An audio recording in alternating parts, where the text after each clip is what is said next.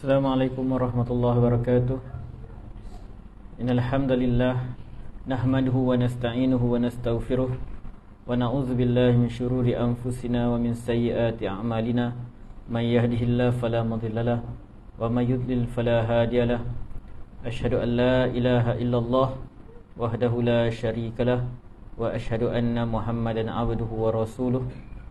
Fa inna asdaqal hadits kitabullah wa khairal hadi hadi Muhammadin sallallahu alaihi wasallam wa syarrul umuri muhdatsatuha wa kullu muhdatsatin bid'ah wa kullu bid'atin dhalalah wa kullu dhalalatin finnar atau kama qala Mustafa sallallahu alaihi wasallam.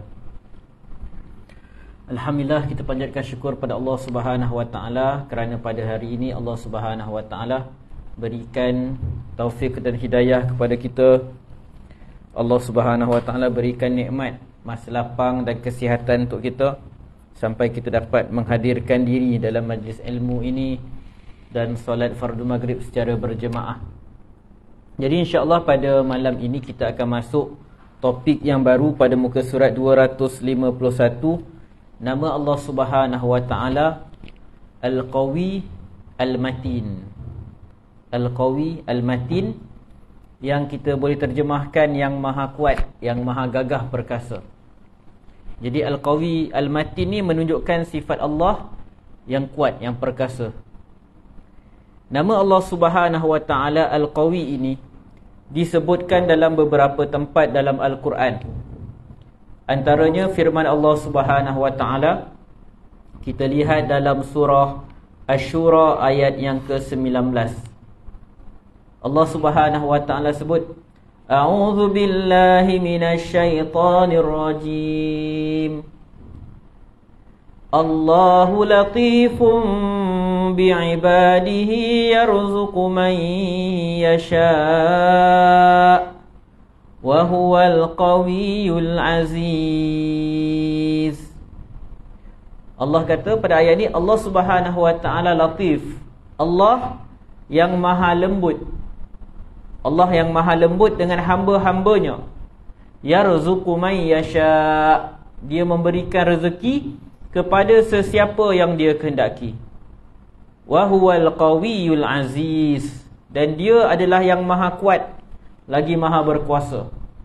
Dia yang maha kuat lagi maha berkuasa. Jadi dalam ayat ini ada beberapa nama Allah Subhanahu wa taala. Antaranya Al-Latif. Latif ni yang maha lembut. Ada pula nama yang macam nampak bertentangan lah, sifat lembut dengan Al-Qawi, kuat, gagah perkasa. Al-Aziz, yang maha berkuasa. Jadi begitulah Allah Subhanahu wa taala, walaupun dia Al-Qawi, yang maha hebat, yang maha kuat, yang maha perkasa, tetapi dia maha lembut. Dia maha lembut tetapi dia maha berkuasa. Kelembutan Allah Subhanahu wa taala itu tak menunjukkan kelemahan Allah Subhanahu wa taala. Maha kuatnya Allah, maha perkasanya Allah pula tidak menunjukkan kezaliman dia atau dia buat sembrono kat muka bumi ni. Walaupun dia mampu buat apa sahaja yang dia nak. Fa'alul lima yurid, dia buat apa sahaja yang dia nak.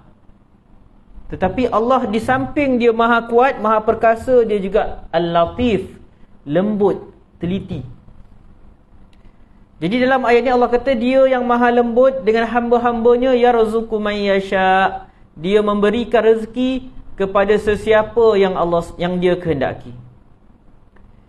Dalam Aisarut Tafasir oleh Imam Al-Jazairi, dia menerangkan tentang ayat ni. Dia menyatakan bahawa ayat ini memberitahu bahawa Allah Subhanahu wa taala maha lembut terhadap hamba-hambanya, tak kira orang itu baik atau beriman.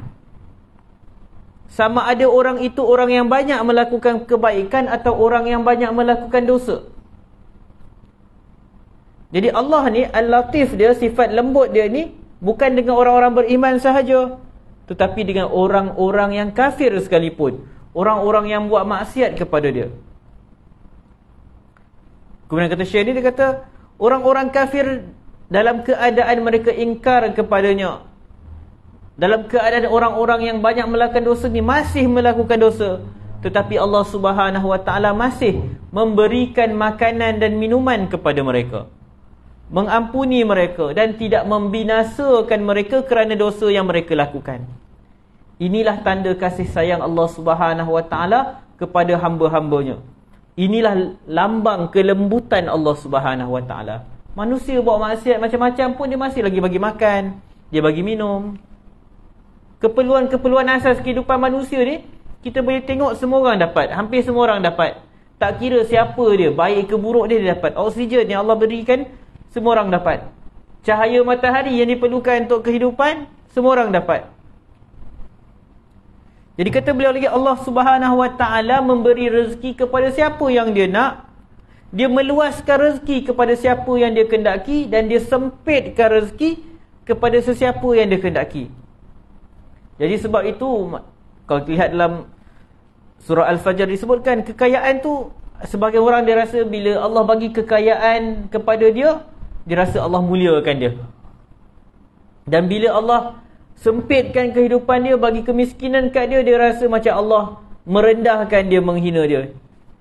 Jadi kekayaan atau kemiskinan bukanlah tanda keredaan atau kemurkaan Allah Subhanahu Wa Taala. Jadi Allah bagi kepada semua. Jadi tak boleh dijadikan kayu ukur. Orang ni dia ni betul sebab dia kaya. Apa dia buat dapat, apa yang dia nak dia dapat. Yang ni ni mesti banyak dosa, sebab tu macam-macam musibah dapat kat dia. Tak boleh macam tu. Ni mesti ni banyak dosa ni, sebab tu miskin. Tak boleh macam tu, bukan macam tu. Allah Subhanahu Wa Taala Al-Qawi Al-Aziz, yang maha berkuat dan maha berkuasa, dan tak ada siapa yang dapat menghalang dia daripada membalas dengan hukuman kepada sesiapa yang dia nak balas kejahatan mereka. Jadi Allah dia maha lembut, dalam masa yang sama dia maha gagah perkasa. Jadi itu sifat kesempurnaan Allah Subhanahu Wa Taala. Manusia ni kadang-kadang bila dia lemah lembut, dia orang pijak kepala dia. Seorang yang lemah lembut ni biasa dia mudah memaafkan. Tapi kadang-kadang orang yang lemah lembut ni dia tidak ada ketegasan. Jadi orang mudah ambil kesempatan. Kalau seorang ketua majikan misalnya dia lembut sangat, banyak toleransi, baguslah, tapi dia tidak ada ketegasan, maka staf-staf kat bawah dia ambil peluang lah. Seorang ketua bila tidak ada ketegasan, pemimpin, sultan, Perdana Menteri ke, kalau tak ada ketegasan, nanti orang-orang kat bawah dia ambil peluang lah. Dan sebaliknya pula, kadang-kadang bila seseorang tu, kalau dia ada ketegasan, dia kurang kelembutan. Manusia selalu macam tu. Kalau dia jenis tegas, keras, dia akan kurang pula sifat kelembutan dia. Jadi manusia-manusia macam ni kadang dia ada potensi melakukan kezaliman.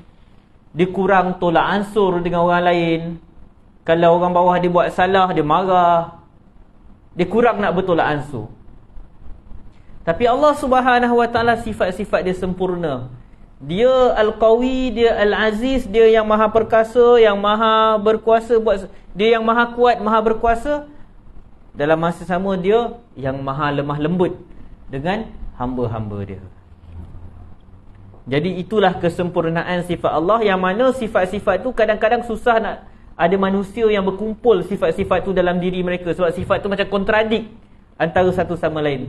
Tapi bagi Allah Subhanahu Wa Taala, benda tu tak pelik, sebab walillahi masalul a'la. Bagi Allah permisalan tertinggi, dan bagi Allah segala sifat-sifat yang sempurna dan indah. Begitulah kehebatan Allah Subhanahu Wa Taala. Kita lihat pula ayat yang kedua dalam surah Al-Mujadilah, ayat yang ke-21. Allah Subhanahu Wa Taala sebut, A'udzu billahi minasy syaithanir rajim.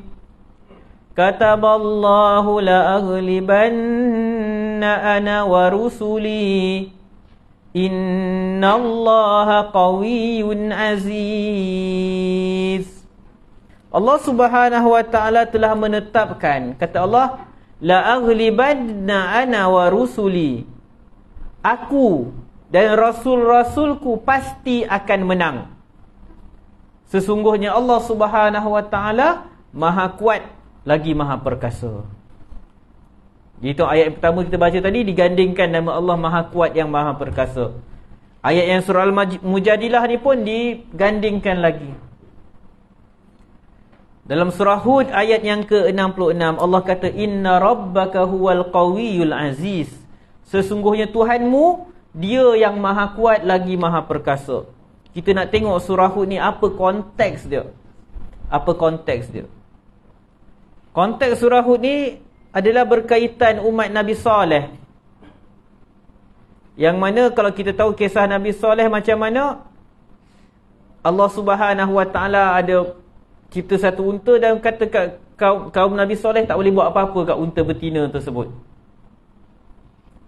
Jadi itu apa yang berlaku dalam kaum Nabi Saleh.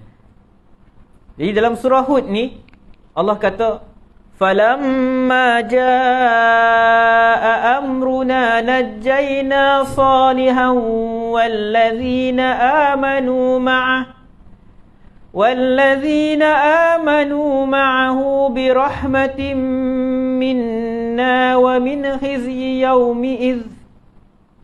Kata Allah Subhanahu Wa Taala, ketika datang azab kami, kami selamatkan Saleh dan umatnya yang bersama dengannya, yang beriman dengannya, dengan rahmat daripada kami, dan kami selamatkan mereka daripada azab dan kehinaan ini. Inna rabbaka huwal qawiyyul aziz. Sesungguhnya Tuhan kamulah, dialah yang maha kuat lagi maha kuasa. Lepas tu pada ayat yang ke-67 Allah kata, wa akhadhal ladzina zalamus sayhatu fa asbahu fi diyarihim jathimin. Dan orang-orang zalim itu merujuk kepada umat kaum Nabi Saleh yang menentang Nabi Saleh, yang tak patuh arahan Nabi Saleh. Lalu mereka itu dibinasakan, dimusnahkan dengan satu sayhah. Sayhah ni jeritan, suara yang kuat, letusan suara yang menggemparkan bumi. Lalu menjadilah mereka mayat-mayat yang tersungkur. Lalu mereka dibunuh, dimatikan, diseksa dengan bunyi yang teramat kuat. Manusia ni tuan-tuan, dia punya, orang kata, kita frekuensi bunyi yang kita boleh dengar ni ada batas dia. Kalau kuat sangat, dia akan membinasakan kita. Kalau kita lihat pada ayat sebelumnya, ayat 64, Allah Subhanahu Wa Taala cerita tentang kaum Nabi Saleh. Wa ya qaumi hadhihi naqatullahi lakum ayatan fadharuha ta'kul fi ardillah. Nabi Saleh kata kat kaum dia, wahai kaumku, ini adalah unta betina Allah Subhanahu Wa Taala. Lakum ayah, untuk kamu, diciptakan untuk kamu sebagai tanda. Fadharuha, biarlah unta ni. Biar, jangan kacau dia. Biarkan dia makan di bumi Allah Subhanahu Wa Taala. Wala tamassuha bisu'in. Jangan kamu buat benda-benda tak elok. Jangan kamu sakiti unta betina ini. Kalau kamu buat juga, faya'khuzakum 'adzabun qarib. Maka kamu akan didatangkan dengan azab. Kamu akan dihukum dalam tempoh masa yang dekat. Jadi antara benda yang Allah Subhanahu Wa Taala keluarkan arahan pada kaum Nabi Saleh, mereka tak boleh kacau unta betina tu. Fa'aqaruha, dalam ayat ke-65, mereka pergi sembelih unta betina tersebut. Lalu bila berlaku perkara tersebut, maka Nabi Saleh pun cakap kat dia, faqala tamatta'u fi darikum thalathata ayyam. Nabi Saleh kata kat kaum dia, okey, kamu dah buat macam tu, okey, sekarang bersenang-senanglah kamu, okey, rehat dulu, relax di rumah kamu 3 hari. Sebab lepas tu hukuman Allah akan datang. Zalika wa'adun ghairu makdzub. Itulah satu janji yang tidak didustakan. Jadi selepas itulah Allah Subhanahu Wa Taala bagi tahu dia yang maha kuat, yang maha perkasa. Jadi tuan-tuan, Allah Subhanahu Wa Taala dalam ayat ni sebut dia yang maha kuat, yang maha perkasa, nak ingatkan manusia bahawa kalau mereka langgar hukuman Allah Subhanahu Wa Taala, langgar arahan Allah Subhanahu Wa Taala, Allah Subhanahu Wa Taala bila-bila masa, dalam masa yang singkat, Allah boleh hukum, hantar hukuman kepada manusia. Dan bila hukuman tu datang, tak ada siapa yang boleh terlepas. Siap Nabi Saleh bagi tahu lagi dalam masa 3 hari akan datang hukuman. Maksud dah diberitahu, dah musnah mereka. Sebab mereka lawan apa yang Allah Subhanahu Wa Ta'ala sebut.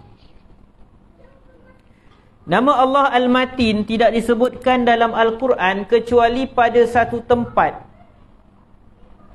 Jadi Al-Matin disebutkan dalam Al-Quran sekali, dan dia disebutkan dengan sifat kekuatan Allah. Kita lihat dalam surah Az-Zariyat 58, Allah Subhanahu Wa Ta'ala sebut, Innallaha huwar razzaqu dzul quwwatil matin.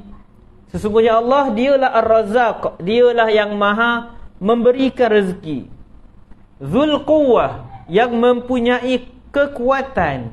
Al-Matin, Al-Matin ni pun kekuatan juga, maksudnya kekuatan yang kukuh. Jadi dia menunjukkan keperkasaan Allah Subhanahu Wa Ta'ala, kegagahan Allah Subhanahu Wa Ta'ala. Maksud Al-Matin disebutkan oleh Syekh Abdul Razak di sini adalah yang memiliki kekuatan yang teramat sangat. Manakala Al-Qawi pula adalah yang tidak ada satu benda pun dapat melemahkannya. Al-Qawi ni masuk kata Syekh Abdul Razak adalah sesuatu yang tak dapat ditewaskan. Tidak ada yang dapat mengalahkannya. Tidak ada yang dapat menolak takdirnya. Semua perintah dan takdir Allah Subhanahu Wa Ta'ala pasti akan berlaku. Itu Allah Al-Qawi. Maksudnya Allah Maha Perkasa, Allah Maha Kuat. Semua benda yang dia nak akan terjadi. Dan tak ada siapa dapat lawan dia. Tak ada siapa dapat halang apa yang Allah Subhanahu Wa Ta'ala nak buat. Sebab tu kita selalu baca lepas solat, Allahumma la mani'a lima a'taita wa la mu'tiya lima mana'ta. Ya Allah, tidak ada siapa yang dapat halang apa yang kau nak bagi.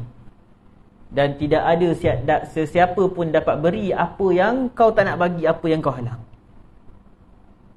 Dia memuliakan sesiapa saja yang dia kendaki, dan dia menghina sesiapa yang dia kendaki. Dia tolong siapa yang dia nak, dan dia biarkan dia terkapai-kapai sesiapa yang dia kendaki. Tapi semua ni yang Allah Subhanahu Wa Ta'ala buat ni, Allah bantu siapa yang dia nak. Kalau kita fikir, kalau kita manusia yang boleh buat segala yang kita nak, memang habis cacah merebah dunia, kita buat ikut suka kita. Tapi ingat tadi kita sebut Allah Al-Latif. Dalam keadaan Allah, dia boleh buat apa yang dia nak. Dia boleh bagi rezeki kepada siapa dia nak, dan sempitkan rezeki siapa dia nak, tolong siapa dia nak, dan biarkan terkapai-kapai siapa yang dia nak. Tetapi Allah buat semua tu dengan Al-Latif, sifat Al-Latif dia, kelembutan dia. Allah Subhanahu Wa Ta'ala buat tu dengan sifat Al-Hakim dia, yang maha bijaksana. Allah Subhanahu Wa Ta'ala buat tu dengan Al-Khabir dia, dengan sifat yang maha teliti, mengetahui dengan penuh teliti. Jadi bukan macam kita kalau diberi kuasa yang mutlak, boleh buat semua benda, kita main buat je lah. Sebab tak ada siapa boleh halang kita. Dan Allah pun tak ada siapa boleh halang Allah. Tapi Allah buat sesuatu tak pernah sia-sia. Allah buat dengan hikmah dari kebijaksanaan dia, dengan kelembutan dia. Semua kekuatan milik Allah Subhanahu Wa Ta'ala. Tidak ada yang ditolong kecuali, tidak ada siapa yang mendapat pertolongan kecuali orang yang ditolongnya, dan tidak ada siapa yang mulia kecuali dia, orang yang dia muliakan.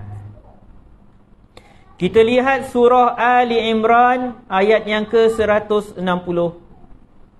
Ali Imran ayat ke-160. Allah Subhanahu Wa Ta'ala sebut, In yansurukumullahu fala ghaliba lakum.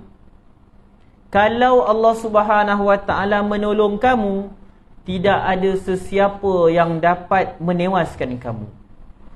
Wa in yakhzulkum faman zallazi yansurukum min ba'dih. Dan seandainya Allah biarkan kamu, tinggalkan kamu, maksudnya Allah tak tolong kamu, maka siapa yang dapat membantu kamu selepas itu? Kalau Allah dah tak nak tolong kita, tak ada siapa dapat tolong kita. Wa 'alallahi falyatawakkalul mu'minun.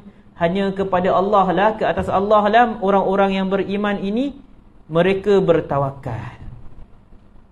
Jadi tuan-tuan, bila kita faham Allah Al-Qawi, dia yang maha perkasa, Al-Matin, yang sangat hebat kekuatan dia, maka kita akan serahkan tawakal kita kepada Allah Subhanahu Wa Ta'ala.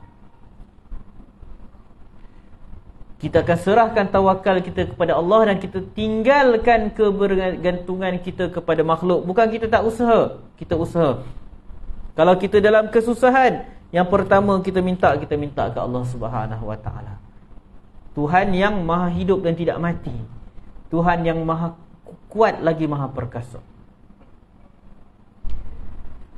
Kita lihat surah Al-Baqarah ayat 165. Al-Baqarah ayat 165.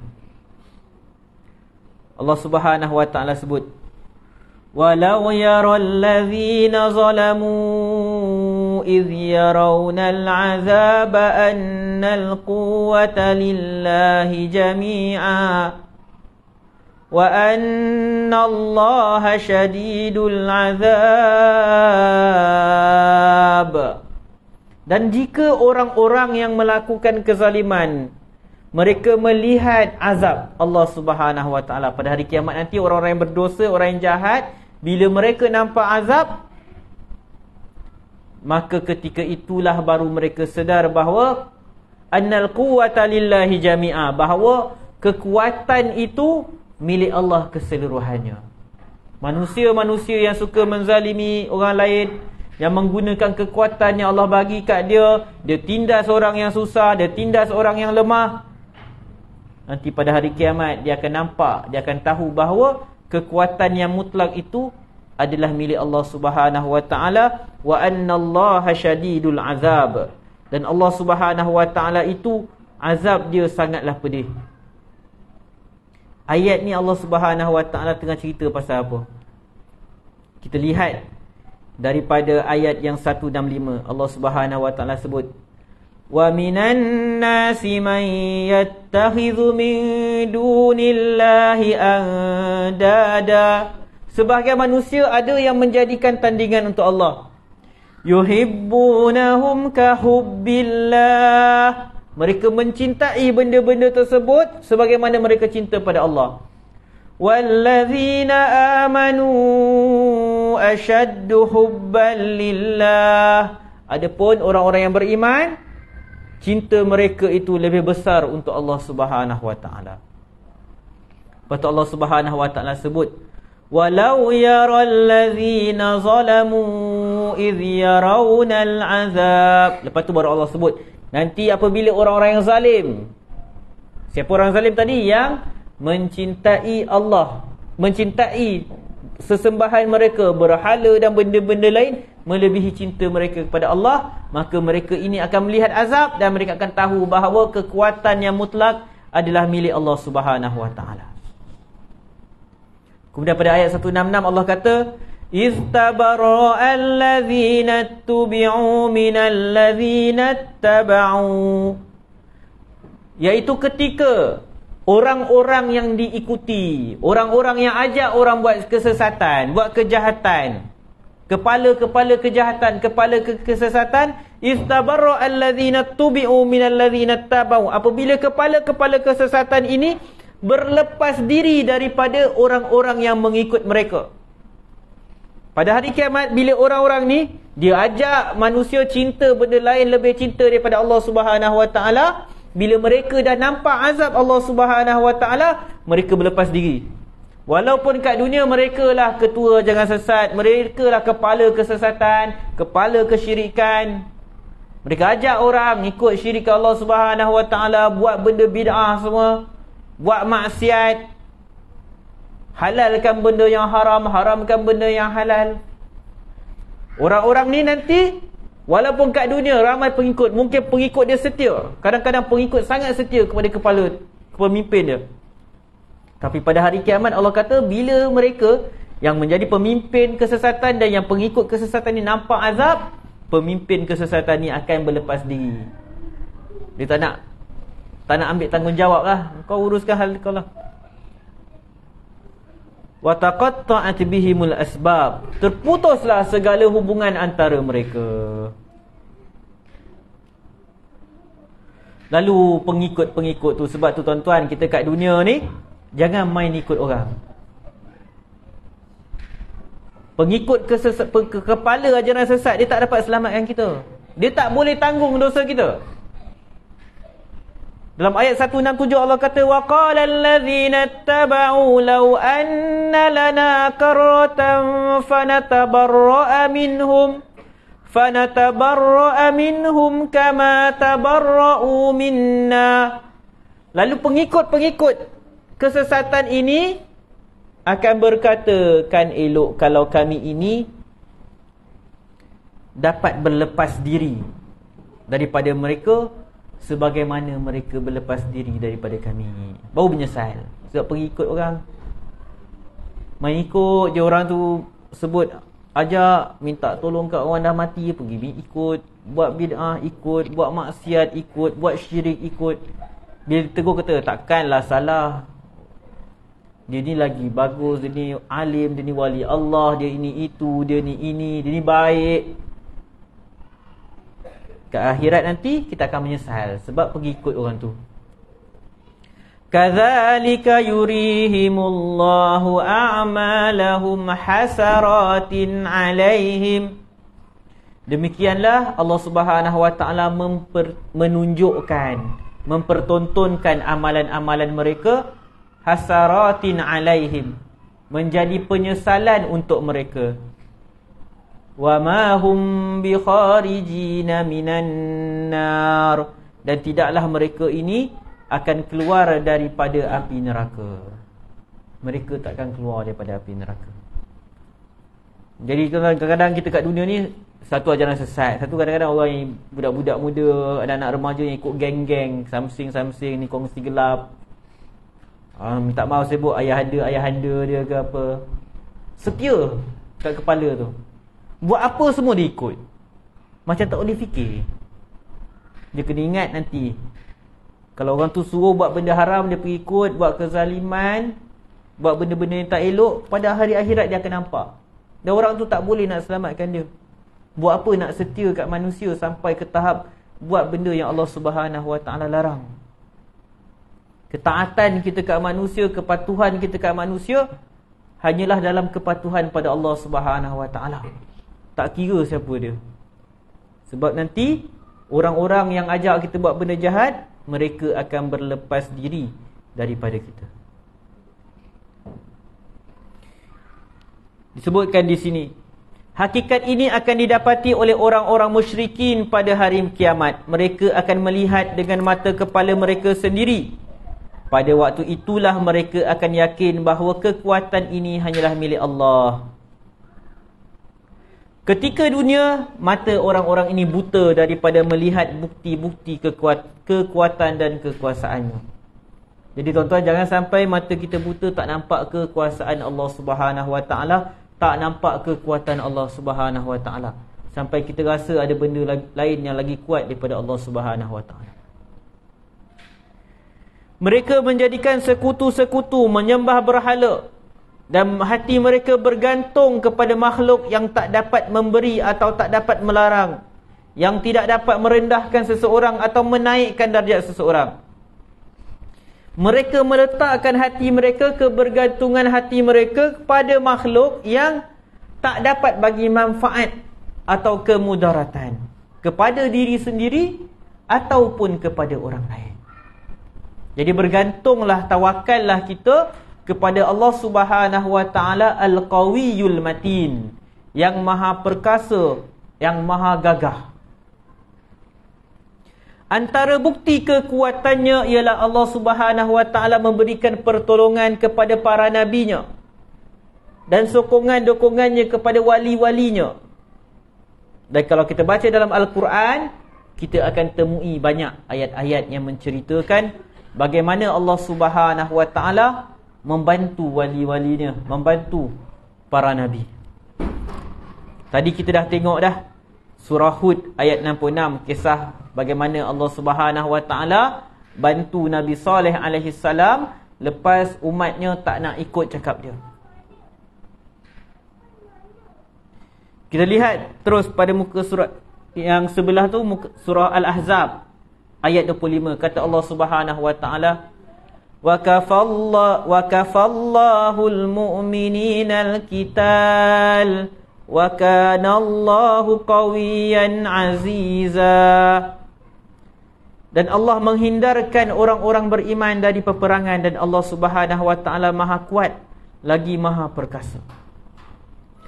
Dalam Al-Quran banyak Allah Subhanahu Wa Taala cerita tentang bantuan yang Allah Subhanahu Wa Taala berikan kepada orang-orang yang beriman.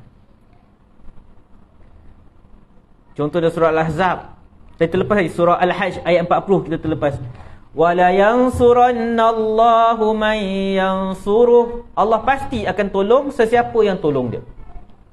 Innallaha laqawiyyun aziz. Dan sesungguhnya dia Maha Kuat lagi Maha Perkasa. Allah kata dia akan tolong sesiapa yang menolong agamanya. Allah tak perlukan pertolongan. Maksudnya siapa yang berkhidmat pada agama dia, yang berjihad, menegakkan agama dia, mempertahankan agama dia, Allah Subhanahu Wa Taala kata Allah akan tolong mereka. Jadi kita nak lihat ayat ni, konteks surah Al-Hajj ini bermula daripada ayat yang ke-39.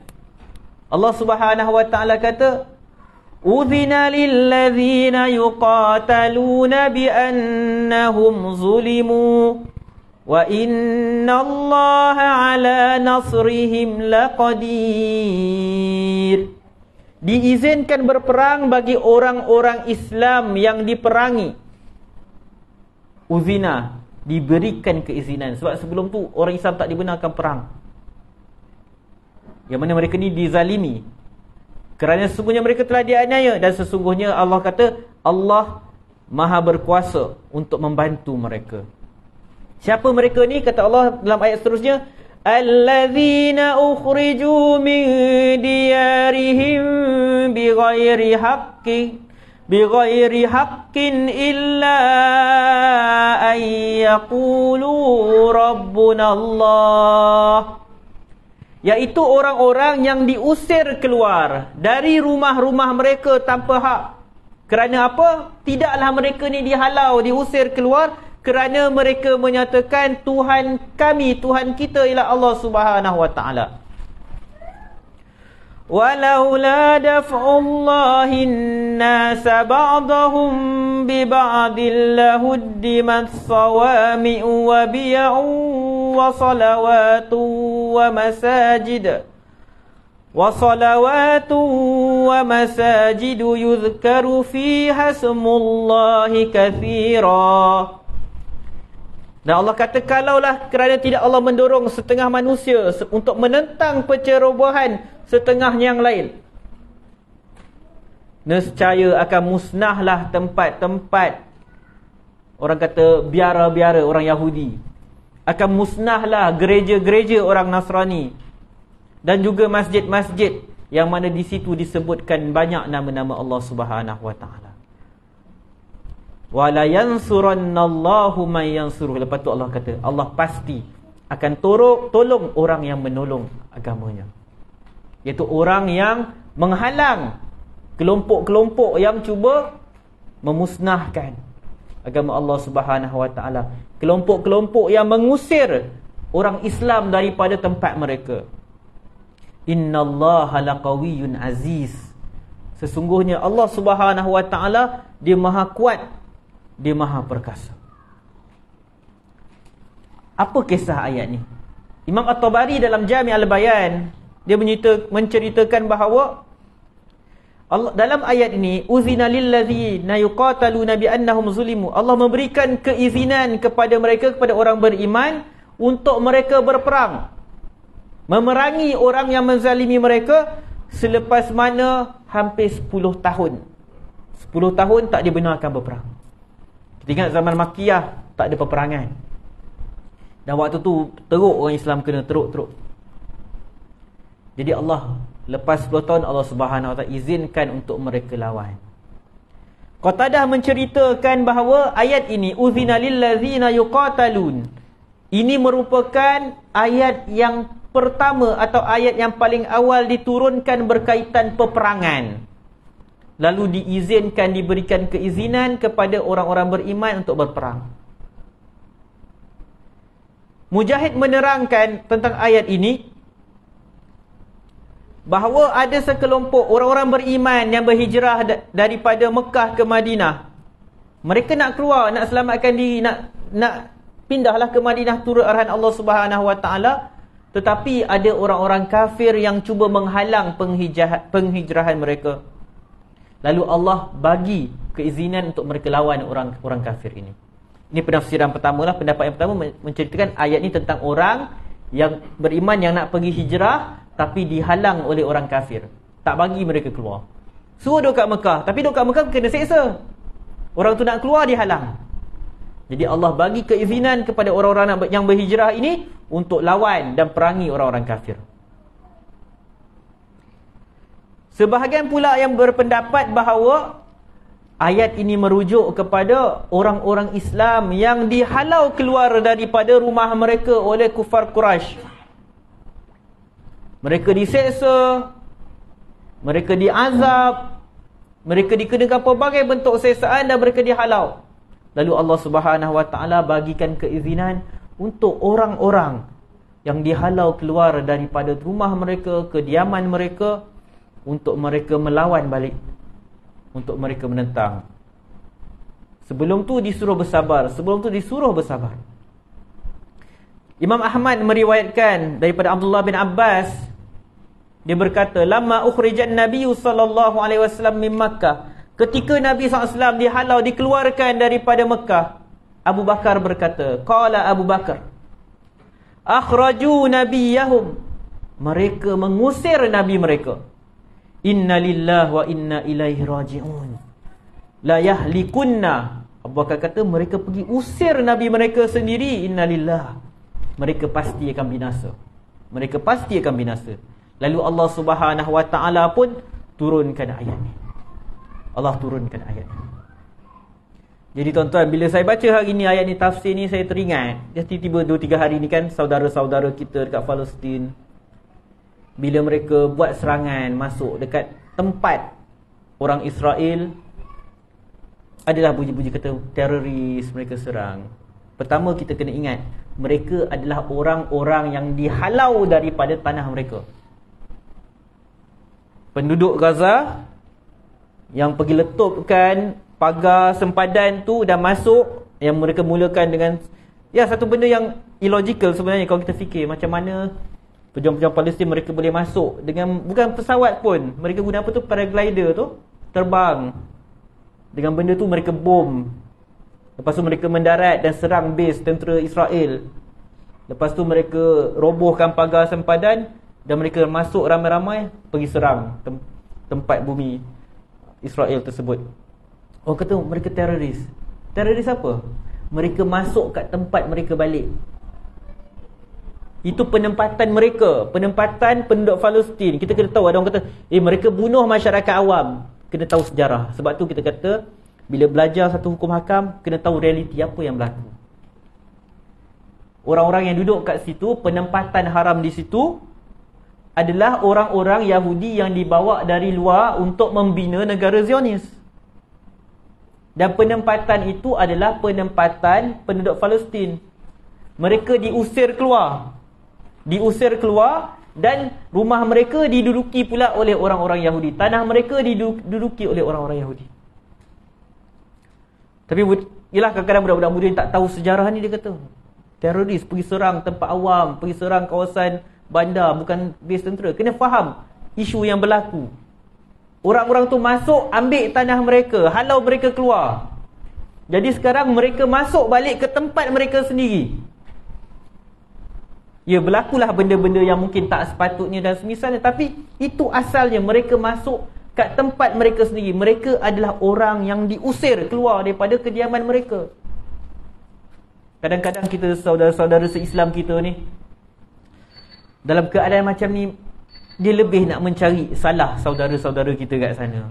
Kenapa pergi bunuh orang awam? Kenapa pergi tembak perempuan? Kenapa pergi tangkap kanak-kanak? Cuba faham situasi yang berlaku kat sana dulu. Kita sambung lepas azan, insyaAllah.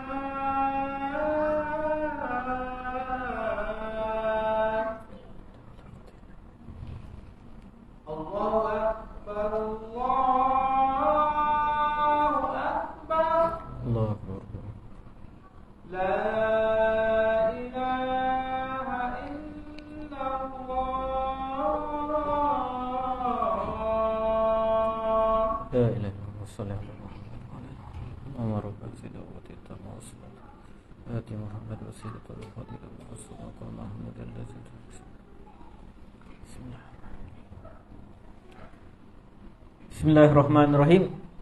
Jadi ayat ini berkaitan orang-orang yang diusir keluar daripada tempat mereka, dan sepatutnya kita pada hari ini kita mengambillah ibrah daripada ayat ni. Tak mampu tolong saudara kita, doakan mereka. Tapi jangan mengeluarkan perkataan-perkataan yang merendahkan apa yang berlaku kepada mereka, sebab kita tak rasa. Kita tak duduk kat sana, kita tak tahu macam mana sebenarnya keadaan kat sana. Dan kalau betul lah mereka ada tersilap buat, terbunuh orang yang tak sepatutnya tak boleh dibunuh, semoga Allah Subhanahu Wa Taala ampunkanlah mereka. Dalam keadaan tak ada siapa pun, tak ada negara Islam yang hantar tentera dan semisalnya, itu je lah yang ada. Itu je lah senjata yang mereka ada. Itu je lah kumpulan yang berani nak lawan Israel. Tiba-tiba dengan kumpulan yang kecil macam tu pun ada sebagian orang Islam nak rendah-rendahkan lagi. Teroris dah, kata buat benda bodoh lah. Tengok dia pergi bunuh Israel, nanti Israel pergi bunuh lagi Gaza lah, lagi ramai lagi. Ada pula kata sepatutnya tak boleh macam ni, orang Islam kat Palestin kena hijrah keluar daripada Palestin, sebagaimana hijrahnya Nabi SAW dari Mekah ke Madinah. Okay, mereka hijrah, mereka nak pergi mana? Siapa negara yang nak terima semua orang Palestin tu? Negara mana nak terima? Kita ni bukan macam zaman dulu. Kita negara yang sekarang ada sempadan, nak kena ada pasport lah, itu ini. Mana negara yang sanggup nak terima semua pelarian tu? Kita cakap senang ke? Kita baru kena Rohingya dah kelam kabut dah. Nak terima Palestin yang besar tu. Satu kadang-kadang kita, bila benda macam ni, kita kalau tak ada benda baik yang kita nak cakap tentang saudara kita yang tengah perang, tengah berlawan nyawa, kita senyap lah. Jangan keluarkan perkataan-perkataan yang kita cuba bayangkan kalau mereka tu faham apa yang kita cakap. Kan terguris hati mereka. Dengan mereka perang, tiba saudara sendiri keluarkan kenyataan, menyalahkan mereka pula di atas apa yang berlaku. Nampak sangat kita tidak ada semangat persaudaraan, tak rasa sensitif dengan saudara-saudara kita. Kita tengok ayat yang terakhir pada malam ni, surah Al-Ahzab, ayat yang ke-25 tadi. Allah kata Allah menghindarkan orang-orang beriman daripada peperangan. Wa kafallahul mu'minina al-qital. Dan Allah Maha kuat lagi Maha perkasa. Ayat ni berkaitan peperangan Ahzab. Kita tengok bermula daripada ayat yang ke-21. Allah kata, laqad kana lakum fi rasulillahi uswatun hasanah. Sesungguhnya untuk kamu itu, pada diri Rasulullah SAW ada contoh tauladan yang terbaik. Sebab itu ayat ni, contoh tauladan yang ada pada Nabi SAW ni bukan sekadar contoh tauladan yang zahir sahaja. Termasuklah contoh tauladan dari segi batin, iaitu Nabi SAW tak takut dengan ugutan orang kafir, serangan orang kafir. Sebab ayat ni cerita tentang perang, khususnya lagi perang Ahzab. Jadi kita kena mencontohi Nabi SAW dari segi tawakalnya Nabi SAW, keimanan dia kepada Allah Subhanahu Wa Taala. Pada ayat yang ke-22 Allah kata, walamma ra'al mu'minuna al-ahzab. Apabila orang-orang beriman, para sahabat Nabi radhiyallahu anhum ajmain pada waktu tu nampak pasukan Ahzab, mereka kepung. Qalu hadza ma wa'adana Allahu wa rasuluh. Mereka tak takut. Mereka kata, inilah apa yang telah Allah Subhanahu wa taala janjikan kepada kita. Inilah apa yang Rasulnya dah janjikan kat kita. Wa sadaqallahu wa rasuluh. Orang beriman kata, benarlah janji Allah dan Rasul. Wa ma zadahum illa imanan wa taslima. Dan yang demikian itu, keadaan yang sedemikian itu tidaklah menambahkan ketakutan kepada mereka. Yang bertambah ialah keimanan mereka kepada Allah dan penyerahan diri mereka kepada Allah Subhanahu wa taala. Tuan-tuan, bila saya baca ayat ni, saya study ayat ni, lepas tu saya tengok video-video peperangan kat Gaza, saya rasa macam dari segi logik akal kita, orang gila je yang buat macam tu. Naik satu benda yang macam belon terbang tu masuk ke wilayah Israel yang mana mereka ada peluru pandu pun mereka boleh pintas. Apalah sangat kau terbang dengan paraglider tu masuk kat sempadan. Maksudnya bila-bila masa je boleh mati macam tu je. Jadi bila saya tengok apa yang ada dalam perasaan orang-orang ni, terbang dengan bukan jet pejuang pun, terbang dengan harapan mereka boleh mendarat dekat kamp tentera Israel dan bom tempat tu. Sedangkan dari bawah, dari darat, mereka boleh ditembak macam tu je. Sebab benda tu bukan laju pun, bukan jet pejuang pun. Jadi bila baca ayat ni, saya kata boleh jadi mereka adalah orang-orang yang dalam hati mereka, mereka tahu ini janji Allah dan Rasul. Mereka tak takut, tak ada rasa takut. Kita tengok yang takut, kita yang terfikir-fikir benda tu. Allah SWT sebut, minal mu'minina rijalun sadaqu ma'ahadullaha alaih. Di kalangan orang-orang beriman itu ada orang-orang yang menepati apa yang mereka telah janji kepada Allah Subhanahu wa taala. فَمِنْهُمْ مَنْ قَضَى نَحْبَهُ وَمِنْهُمْ مَنْ يَنْتَظِرُ. Ada di antara mereka yang gugur dan ada mereka yang menunggu-nunggu. وَمَا بَدَّلُوا تَبْدِيلًا. Tapi mereka tak pernah buat apa, mereka tak pernah ubah janji mereka. Mereka janji nak jihad jalan Allah, mereka jihad. Kenapa mereka buat macam tu? Apa yang mendorong mereka tak takut dengan kematian? Mereka nampak pasukan Ahzab dah kepung Madinah. Liyajziyallahu as-sadiqina bisidqihim. Supaya Allah Subhanahu wa taala memberikan balasan kebaikan kepada orang-orang yang benar kerana kebenaran mereka. Wa yu'azzibal munafiqina in syaa'a aw yatuba 'alaihim. Dan supaya Allah mengazab orang-orang munafik kalau Allah nak ataupun Allah menerima taubat mereka. Innallaha kana ghafurar rahima. Sesungguhnya Allah Maha Pengampun lagi Maha Penyayang. Wa raddallahu alladhina kafaru bighaizihim.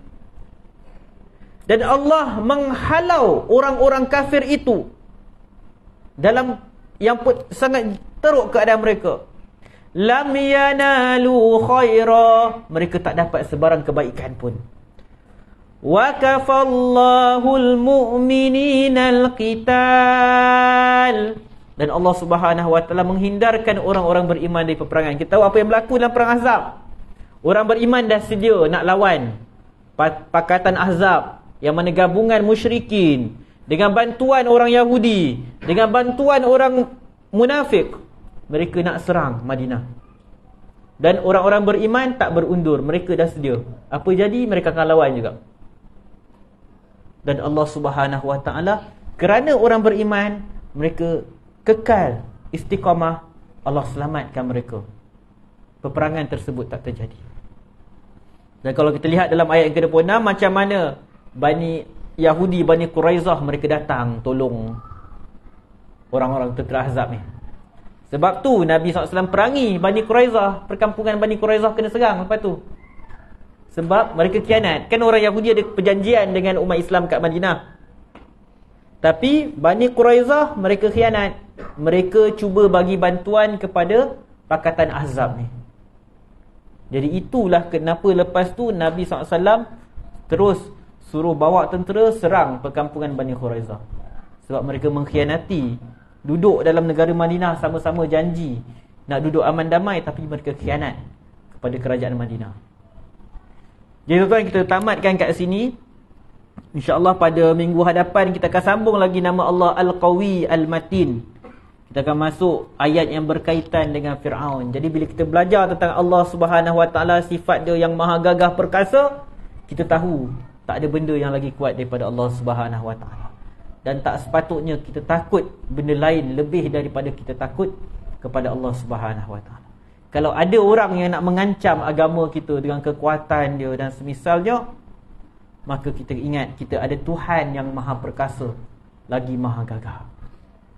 Jadi wallahu alam, semoga Allah Subhanahu Wa Taala jadikan kita di kalangan orang-orang yang meletakkan kebergantungan kita kepada Allah Subhanahu Wa Taala.